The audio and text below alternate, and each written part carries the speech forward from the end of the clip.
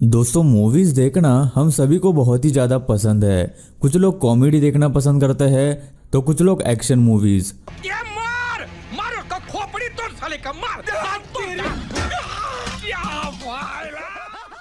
लेकिन वही कुछ लोगों को हॉरर मूवीज देखना भी बहुत ज़्यादा पसंद होता है। इन मूवीज़ को बनाने के लिए बहुत ज़्यादा मेहनत लगती है और इन मूवीज़ के लिए राइटर्स अलग अलग तरह के स्क्रिप्ट्स लिखते हैं। लेकिन हॉरर मूवीज़ में ऐसा नहीं होता, क्योंकि उन मूवीज़ में राइटर्स तो अपने इमेजिनेशन से कहानी लिखते हैं। लेकिन हर बार ऐसा नहीं होता। कई बार ऐसा भी होता है कि कुछ हॉरर मूवीज़ असली भूतिया घटनाओं पर आधारित होती है। आज की इस वीडियो में हम आपको ऐसे ही कुछ मूवीज के बारे में बताएंगे जो सत्य घटनाओं पर बनाई गई है। तो ये वीडियो काफी ज्यादा डरावना और रोमांचक होने वाला है, तो इसे लास्ट तक जरूर देखना। दोस्तों, ऐसी ही और वीडियोस देखने के लिए आप उस लाल कलर के सब्सक्राइब बटन को दबाकर बाजू वाली बेल पर क्लिक करके ऑल का ऑप्शन जरूर सिलेक्ट करें। ईट। हॉलीवुड में कई सारी हॉरर मूवीज रिलीज हुई है, लेकिन ईट अब भी उन सभी मूवीज में से एक है जो बहुत ही डरावनी मूवीज मानी जाती है, जो 2017 की हिट मूवीज में से एक है।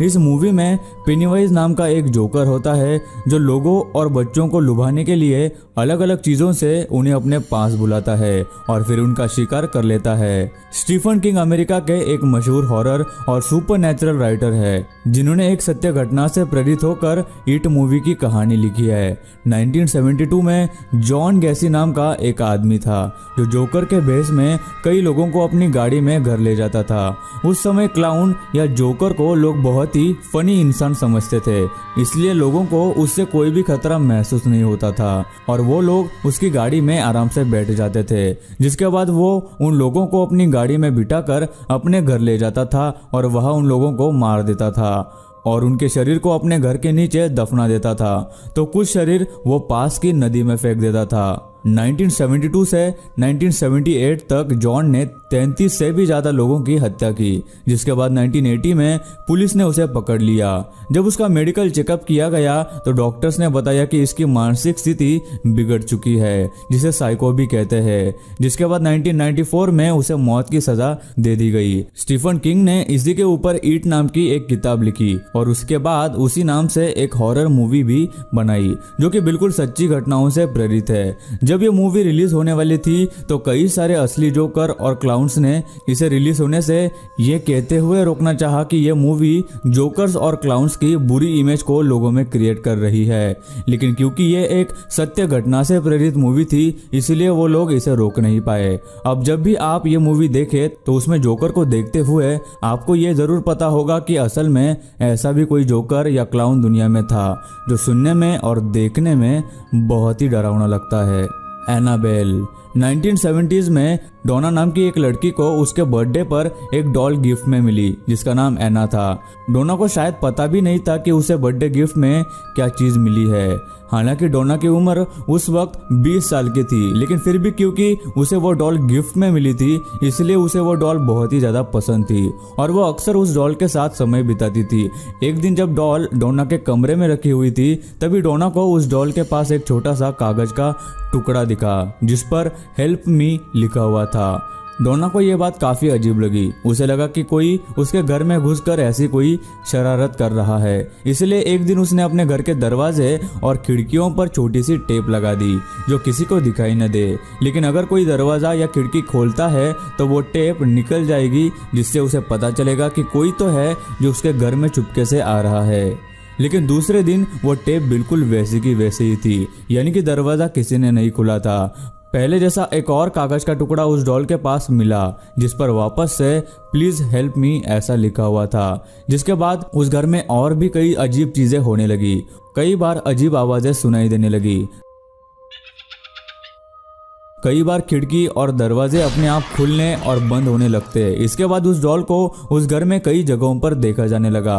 जिसके बाद डोना ने पैरानॉर्मल एक्सपर्ट एड और लॉरेन को अपने घर बुलाया। उन्होंने डॉल को काफ़ी देर तक देखा और समझने की कोशिश की। उन दोनों ने डोना से कहा कि इस डॉल पर शैतान का कब्जा है। जिसके बाद डोना ने एक जादू करने वाले को बुलाया और उन सब ने मिलकर यह फैसला किया कि इस डॉल को किसी म्यूजियम में रखा जाए। अगर आपने एनाबेल मूवी देखी होगी तो आपको पता होगा कि उस मूवी के शुरुआत में यह ज़रूर लिखा हुआ होता है कि यह मूवी सत्य घटना से प्रेरित है। ये डॉल दिखने में भले ही एनाबेल मूवी वाली डॉल से थोड़ी अलग दिखती हो, लेकिन वो डॉल बिल्कुल असली है।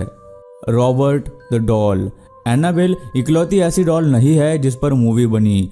रॉबर्ट यूजिन नाम के एक बच्चे को उसके घर काम करने वाली मेड ने एक डॉल गिफ्ट की। यूजिन ने उस डॉल का नाम भी रॉबर्ट रखा, लेकिन उस दिन के बाद से ही यूजिन के घर में अजीब अजीब घटनाएं होने लगी। लोगों का कहना है कि यूजिन की मेड ने उस डॉल पर कोई काला जादू करने के बाद वो डॉल यूजिन को दे दी। यूजिन जब उस डॉल के साथ कमरे में अकेला होता तो यूजिन के अलावा किसी और की भी आवाज़ सुनाई देती थी। जब यूजिन से पूछा जाता कि वो किससे बात कर रहा था तो वो कहता कि वो रॉबर्ट से बात कर रहा था। मैंने 2 आवाजें सुनी। तुम किससे बात कर रहे थे? रॉबर्ट से। उसके बाद भी ऐसे कई वाकये हुए जिसमें यूजिन कोई गलती करता या गुस्सा करता तो वो बोलता कि मैंने नहीं बल्कि रॉबर्ट ने किया है। कई लोगों ने उस डॉल को घर में घूमते हुए देखा है। पिछले 100 सालों से रॉबर्ट के कई मालिक रह चुके हैं और उन सब का यही कहना है कि रॉबर्ट के अंदर ज़रूर कोई असाधारण सी काली शक्ति है जिसकी वजह से ऐसा हो रहा है। जिसके बाद उस डॉल को मार्टेलो के एक म्यूजियम में रखा गया है। उस म्यूजियम में जब भी कोई रॉबर्ट के बहुत पास आकर फोटो लेने की कोशिश करता है तो उसके मोबाइल या कैमरे में कोई ना कोई खराबी आ जाती है। रॉबर्ट द डॉल पर एक मूवी भी बनी है जिसका नाम the curse of Robert the doll था। ये मूवी पूरी तरह से रॉबर्ट डॉल पर बनी है जो सत्य घटनाओं से प्रेरित है। Deliver us from evil. अभी हम आपको जिस आदमी के बारे में बताने वाले हैं वो एक पुलिस ऑफिसर था जिस पर एक मूवी भी बनाई गई है जिसका नाम डिलीवर अस फ्रॉम एविल है। रैल्फ सार्ची नाम का एक पुलिस ऑफिसर था जिसका कहना है कि उसने अपने कई सालों की सर्विस में ऐसे कई हादसे और घटनाएं देखी है जो उनके समझ के परे थी। उनका यह मानना था कि ये कोई पैरानॉर्मल एक्टिविटी है। क्योंकि रैल्फ एक पुलिस ऑफिसर था इसलिए उसने शुरुआत में इन सब बातों को अनसुना कर दिया और इन पर ज़्यादा ध्यान नहीं दिया। लेकिन जब रैल्फ के सामने ऐसी कई सारी घटनाएं आई तो वो इस सोच में पड़ गए कि क्या वाकई में पैरानॉर्मल एक्टिविटी जैसी कोई चीज़ होती है। आखिरकार रैल्फ ने यह पता लगाने के लिए अपनी पुलिस ऑफिसर की नौकरी छोड़ी और एक प्रीस्ट के असिस्टेंट बन गए और पैरानॉर्मल एक्टिविटीज़ पर रिसर्च करने लगा। और रैल्फ आज पैरानॉर्मल एक्टिविटीज़ पर यकीन भी करता है। रैल्फ का कहना है कि मेरी इस लाइफ पर बनी यह फिल्म देखने में जितनी डरावनी है मैंने हकीकत में उससे भी डरावनी चीज़ें देखी है। उनका कहना है कि इस मूवी का अक्सर हिस्सा उनके लाइफ में गुजरे हुए हादसे हैं जिनमें कई सारे पैरानॉर्मल एक्टिविटीज़ और इंसिडेंट्स है। रैल्फ ने एक बुक लिखी है जिसका नाम बीवेयर द नाइट्स है जिसमें रैल्फ ने उनके साथ हुए हादसों और एक्सपीरियंस को लिखा है। 3096 डेज। अभी अगली मूवी जिसके बारे में हम आपको बताने जा रहे हैं वो एक हॉरर मूवी तो नहीं लेकिन ये किसी हॉरर मूवी से कम भी नहीं है जो एक बिल्कुल सच्ची घटना पर आधारित है। ऑस्ट्रिया की रहने वाली 10 साल की लड़की नताशा हर रोज स्कूल से घर टाइम पर आ जाया करती थी, लेकिन 2 मार्च 1998 में वो स्कूल से आने के लिए काफ़ी लेट हो गई थी। जिसके बाद उसकी माँ ने स्कूल जाकर पता किया तो वहाँ नताशा की माँ को पता चला कि वो आज स्कूल आई ही नहीं थी। उसके दोस्तों से पूछने पर पता चला कि उसके एक फ्रेंड ने उसे स्कूल आते वक्त एक वाइट कलर की वैन में देखा था। नताशा की माँ ने फौरन पुलिस को कांटेक्ट किया और पुलिस तुरंत ही नताशा को ढूंढने लगी। कई दिन गुजरे लेकिन पुलिस के हाथ कुछ नहीं आया। दरअसल नताशा को एक आदमी ने वाइट कलर की वैन में किडनैप करके अपने घर के एक अलग हिस्से में रखा था जो सिर्फ 5 स्क्वायर मीटर्स था, जिसमें कोई भी खिड़की नहीं थी। उस कमरे में सिर्फ एक टेबल, कुर्सी, बिस्तर, लाइट, फैन, टॉयलेट और एक वॉश बेसिन था। वो आदमी कई दिनों के बाद नताशा को कुछ देर चलने के लिए उस कमरे से बाहर निकालता। एक दिन नताशा वहां से भाग निकली। इसमें सबसे डराने वाली और भयानक बात तो यह है कि उस आदमी ने नताशा को उस छोटे से कमरे में 3096 दिनों तक रखा था, जो तकरीबन 8.5 साल तक होते हैं। इसलिए इस मूवी का नाम 3096 डेज रखा गया है। इतने लंबे समय तक उस एक कमरे में बंद होना एक बच्ची के लिए बहुत ही हिम्मत और साहस का काम है। नताशा ने कभी हिम्मत नहीं हारी और वो 8.5 साल बाद उस आदमी की कैद से भाग निकली।